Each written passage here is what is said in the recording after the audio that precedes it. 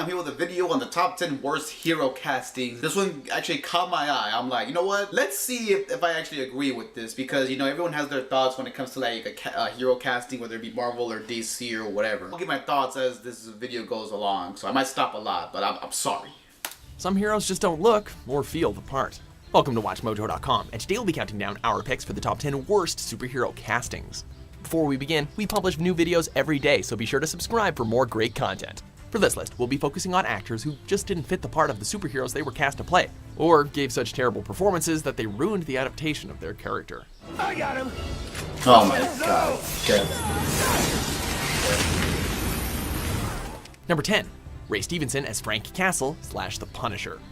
I actually saw this film, The Punisher Warzone, but that was like, Jesus Christ, that was way back then. I've only seen this movie once, so I can't really give my thoughts on this guy. I did enjoy the first one, though, The Punisher, that came out in 2004. That was hella good. Thomas J. nailed that role as Punisher. I'm not saying that guy who plays him in Daredevil was terrible. I forgot his name. I do know he was Shane from The Walking Dead, okay, so I already know about that. I'm aware that Dolph Lundgren played Punisher in a different film, I think in 1989, maybe older, I don't know. So yeah, I can't give my thoughts on this one. Punisher Warzone. See you in hell.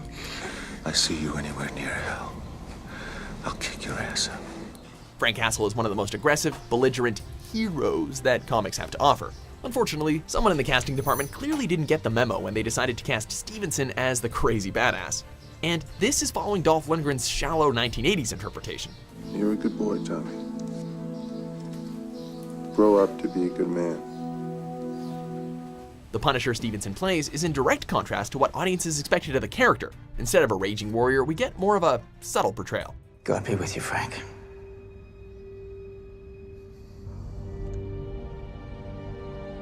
Sometimes I'd like to get my hands on God. It's important to remember here that bad casting isn't always the same as bad acting. This is a unique case where the performance isn't inherently bad, but it just completely missed what the character is supposed to be about. Let me put you out of my misery. Okay, that guy sucked. I did not like Jigsaw. Number 9. Jessica Alba as Sue Storm, Invisible Woman. Again, only seen this movie once, so I can't give my thoughts on this. Fantastic Four.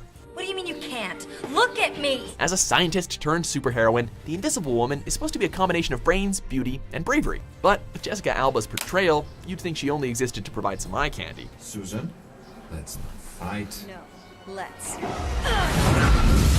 While she does not completely ruin the movie herself, the problem people have is that she's completely forgettable and comes across as little more than a pretty face. It has to be the cloud. It's fundamentally altered our DNA. Her performance as one of Marvel's most famous leading women falls completely flat, and audiences found it hard to even believe that she's a scientist, let alone a superhero. Shut up! Number 8. Chris O'Donnell as Dick Oh Grayson. my, out of all worst in terms of like character, what the was this? The whole movie was a disaster alone. The whole film sucked. I didn't complain about it when I first saw it, because when I first watched it, I was only like 12 years old. But now that I'm much older and I look back at it, this was annoying. The actor was horrible. Like at first I was like, maybe it wasn't his fault, but I watched it and I'm like, no, everything about this film sucked. The script was horrible. The puns were terrible. This guy was just god awful. You'll see what I mean if they at least explain. / Robin. Batman and Robin. I want a car. Chicks dig the car. You see what I mean? Superman works alone. Adolescent angst is turned up to 11 in this performance, resulting in what's often considered to be one of the most annoying superhero portrayals of all time. I could have made You that think? jump. And you could have splattered your brains all over the side of the building. One of the primary conflicts of the film is that the dynamic duo is falling apart, which might even have made for a dramatic storyline if we felt any sympathy for his famous sidekick. Instead, the boy wonder repeatedly comes across as nothing more than a whiny kid. Get some real issues with women, you know that? Exactly. You just couldn't stand it she was gonna kiss me and not you. Couldn't stand it something was gonna be mine and not yours. It doesn't help that O'Donnell himself was nearly 30 at the time that the movie was made, making him seem all the more immature when his character acted like a brat. This is no partnership. You're never gonna trust me. Number 7. George Clooney as Bruce Wayne / Batman. You see what I mean? If you've never seen that film, I don't know, don't watch it. Just do not watch that movie. George Clooney, he wasn't that bad. You know, I am aware people hated him too as Batman, but it wasn't his fault that he had to read dialogue. Batman and Robin. Nice catch. You break it, you buy it. If you thought the sidekick was bad, well, you get a load of the real hero, who many comic book fans believed was even worse. Now, in all fairness to Mr. Clooney, the awful script gave him really nothing to work with. However, this is an actor who seemed to be born to play a billionaire playboy, so watching him completely squander the role of a lifetime is pretty disappointing. My rules that keep us alive, and if you want to stay in this house and on this team, you will abide by them. Displaying none of the charm of Bruce Wayne or the grittiness of Batman, this portrayal completely lacks any of the character we expect from the Caped Crusader. Instead, we watch Mr. Clooney completely phone it in, as he delivers one deadpan one-liner after another. Get the ice, I'll get the ice man. Number 6, Nicolas Cage as Johnny Blaze / Ghost Rider. Yeah, I mean, I don't hate Nicolas Cage. I mean, I thought he was good in Face Off with John Travolta. That's one of my favorite movies. I mean, he's been in a few other memorable roles, but at Ghost Rider, yeah, he didn't have what it took to nail the role. I mean, one problem is that he lacks charisma. That's, in my honest opinion, he doesn't have any charisma. Ghost Rider. And you'll find me there. Like, both films sucked in my opinion. I didn't like either of them. Fighting fire with fire. When casting a cool, badass superhero that is literally the agent of the devil, Nick Cage is pretty much the exact opposite of what you need. Yet, here he is, delivering a weirdly out-of-place performance in what critics consider to be an already poorly written film. My daddy once said if you don't make a choice, the choice makes you. Yeah. At times, his portrayal of Johnny Blaze is bland and uncharismatic, and at other moments is simply too intense or over the top. At the end of the day, even the most dramatic moments of the film are kind of ruined, as it is very difficult to take Cage seriously. He may have my soul, but he doesn't have my spirit. Number 5, Seth Rogen as Britt Reed, the Green. Okay, now, I can't really say much about this one, but yeah, I am aware that there was the original Green Hornet that came out somewhere in the 50s, 60s, 70s, I don't really remember. I forgot who played the Green Hornet at first, but what I do know is that Bruce Lee played Kato. That's all I remember. I am aware that people hated Seth Rogen because he was like basically playing himself instead of playing the actual character. I did see this movie, but again, only one time, so I can't really get my thoughts on it. Although it was kind of annoying, I'll say that. But Kato wasn't that bad. I thought the guy who played Kato was actually decent, not terrible. Green Hornet, the Green Hornet. That's a very big gun. As one of the most obscure superheroes, 66, might not have 66, had much of an idea who the Green Hornet was when initially going into the movie. After watching it though, yeah, I didn't know either. Just as clueless. I want you to take my hand, and I want you to come with me on this adventure. I'll go with you, but I don't want to touch you. The problem isn't that Rogen puts in a terrible performance as the titular hero, it's that he hardly puts in a performance at all. Perhaps banking on the assumption that very few readers actually know who the Green Hornet is. Yeah, Rogen I don't know plays him anything off about as a him. goofy everyman rather than as a serious vigilante. Let's not blow this thing out of proportion. I will blow this guy in any proportion I like. Many felt that the entire time he felt as if he was just being himself, rather than actually portraying a character. Ultimately, this feels more like a copy and paste job from Knocked Up and Pineapple Express, rather than a unique take on a superhero. Let's say he actually found the roach. How could he connect the Pineapple Express weed to you? Number 4, David Hasselhoff as Nick Fury. Okay, well, I don't watch Agents of S.H.I.E.L.D., so I can't get my thoughts on this one either. Fury, Agent of S.H.I.E.L.D. I will see you in hell for this. We'll do lunch. On paper, this seemed to be like the perfect casting.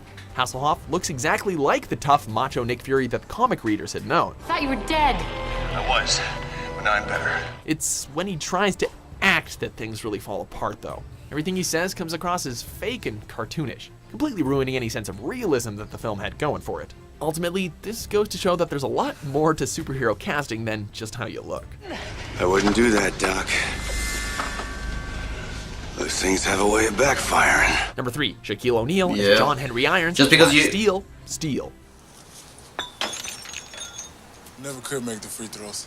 Just because you have the look does not mean you can act better or act good. That's just the bottom line. The best casting, I think, for Nick Fury for the Avengers, it would have been better to have like George Clooney, because I thought he had not the perfect look, but I thought he looked like good enough. So I thought George Clooney would have been also a good Nick Fury. I've never seen this film, but yes, I am aware that people hated it big time because Shaq. Yeah, I've seen I've seen some of his performance in this film, and yeah, he's not Michael Jordan, I think, or who was it? Wait, I think they say it right here. Hold on. As Michael Jordan's Space Jam showed, giving a basketball superstar his own movie isn't necessarily a bad idea. Are you talking to me? Yeah, I'm talking to you. Yeah, he's no Michael Jordan. I mean, Michael Jordan was actually a pretty decent actor, or maybe even good actor, but same cannot be said for Shaq. And yeah, I've seen Space Jam, and I have the movie.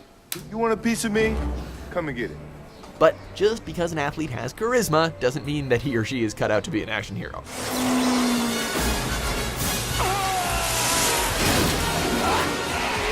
While Shaq definitely has the size and build to play the Superman-inspired It looks like Steel, like what people War perceived as his Machine a little bit. inability to act really made the whole movie seem kind of like a joke. Uh-oh. I don't want to hear uh-oh. His limited range of emotions and cringeworthy delivery have made it impossible for moviegoers to view this as a legitimate acting performance, as practically every line comes across as more laughable than serious. You should always buckle up. Number 2, Halle Berry as Patience Phillips / Catwoman. Yeah. Cats come when they feel like it, not when they're told. Audience, If I'm not mistaken, Halle Berry also played Storm, right, in X-Men, so at least she got a chance to do that. Well, actually, she did that first, but then Last Stand came out, so I don't know. Yeah, she was good at Storm. I don't know what the hell happened here. I mean, actually, no, I do know what happened. What the? She took it too far. She acted like a cat. I'm pretty sure Anne Hathaway didn't do that, or the original Catwoman from Tim Burton's Batman movie. we're already lukewarm towards Barry's portrayal of the X-Men's Storm. So maybe giving her a second shot. Yeah, and she never dressed like that either. Do you know what happens to a toad when it's struck by lightning? When Patience Phillips comes in contact with an ancient Egyptian cat, she begins to become more and more cat-like herself. However, according to critics, Halle Berry takes things a little bit too far in her attempts to seem feline. Yeah. It's one thing to show some subtle cat-like tendencies, and another to overact at every possible opportunity. She turns one of the most mysterious and seductive femme fatales in fiction into a complete caricature, resulting in one of the silliest superhero performances ever on screen. To me, you flush down the pipes. Yeah, that's weird. Before we reveal our number one pick, here are a few dishonorable mentions.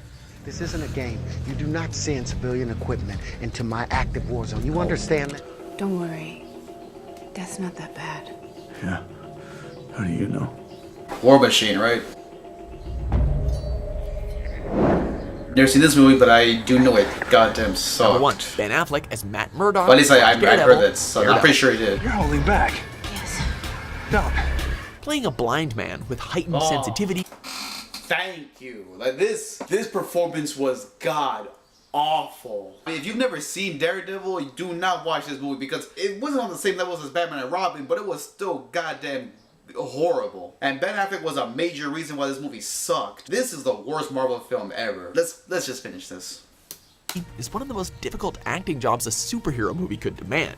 That's why this miscasting is particularly unfortunate. While this role could have been complex and nuanced, instead we got what people have called one of the most wooden portrayals imaginable. Well, could you be a little bit more specific? Affleck's performance is stiff, and he lacks any of the toughness or grit that makes this character tick. It feels like we're just watching an empty shell going through the motions, making every dramatic moment and character interaction seem kinda hollow. I didn't kill your father! Liar! Some casting mistakes just make bad movies worse, but this is one miscasting that turned a potentially decent movie into an awful one. Well, according to critics anyway. You killed the only two people I ever loved. Do you agree with our picks? They severely damaged Daredevil with that. The costume too was god awful. They screwed up Bullseye severely. You know, I'm not the biggest Bullseye fan, but come on. Thank God they came through with the Netflix series. Thank God for Charlie Cox. He nailed that role, so thank God for that. And Vincent too as Kingpin. So those two guys, kudos to those guys for portraying Daredevil and Kingpin. So thank God. You know what should have been on, at least on honorable mention? You should have put Jesse Eisenberg as Lex Luthor. What was that? I'm watching Batman v Superman and I'm watching his performance. You know, I was already pissed off enough when they cast Jesse Eisenberg. I don't hate Jesse Eisenberg, okay? I think he's talented. I liked him in Zombieland. I liked him in Now You See Me. Now You See Me was a great film. And he's been in a few other memorable movies and memorable roles. The reason why I got mad was because he doesn't have the look. He did not have the look as Lex. But you know what? I calmed down and I'm like, okay, let's see how he does. And he failed miserably. Ho hoi hoi. Oh, what was that? I feel like it was a cartoon. Again, not the biggest Lex Luthor fan, but I'm pretty sure he never acted like an idiot in the comics like that. And even if he did, I don't think it was like that. So that was so annoying. He was worse than Jared Leto. Nicolas Cage wasn't the worst choice, but still. And again, Ben Affleck as Bruce Wayne or Batman, he was better. Okay, I'll admit he was way better as Batman, like not 100 times better, but way better. I still prefer Christian Bale. I still think he was the best Batman. At least he didn't screw up like he did with Daredevil. People say that Ben Affleck is Batman, but I disagree. I still go with Christian Bale. And he, of course, Heath Ledger. I mean, come on. Thank you guys for watching. Let me know, who do you think should have been on the list, or who do you think was the worst hero casting or the worst portrayal? Because I would definitely say Robin. It's one thing to suck, but it's another to be completely annoying. I'm gonna end it right here. I don't want to keep on going on. So stay tuned, guys. So be sure to click the notification button. Make sure you like, comment, subscribe. Till then, REKLEZ Rich. Signing out.